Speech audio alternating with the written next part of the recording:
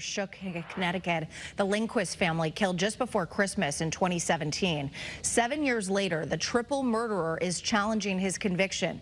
Your reporter Dylan Fearon is live in the studio this afternoon to break it down for us. Dylan. And it really was a horrifying case. Sergio Correa was sentenced to life in prison in 2022, but now claims there were grave constitutional errors in his case. He wants the conviction thrown out and wants a new trial.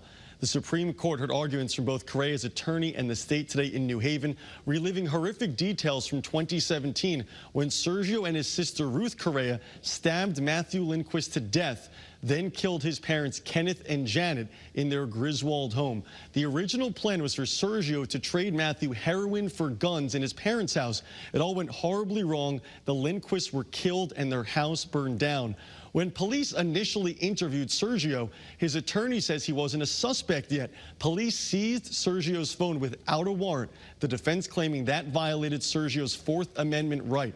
Once police eventually obtained a warrant, Sergio's attorney says it was for everything in the phone, when it should have been a much more detailed warrant with date ranges and specifics. Instead, police had access to information totally unrelated to the case. His attorney claims because of this, the phone should have never been used in the trial and that his client may have been found not guilty if the phone evidence wasn't allowed in court.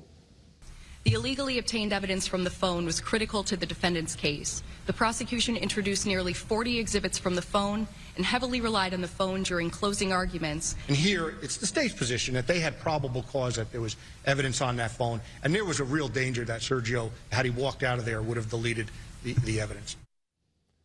Now, the 6 state Supreme Court justices will take their time and rule on this. We're told most likely a decision will come down in the next 5 to 12 months. Meanwhile, Sergio Correa is in prison serving a life sentence.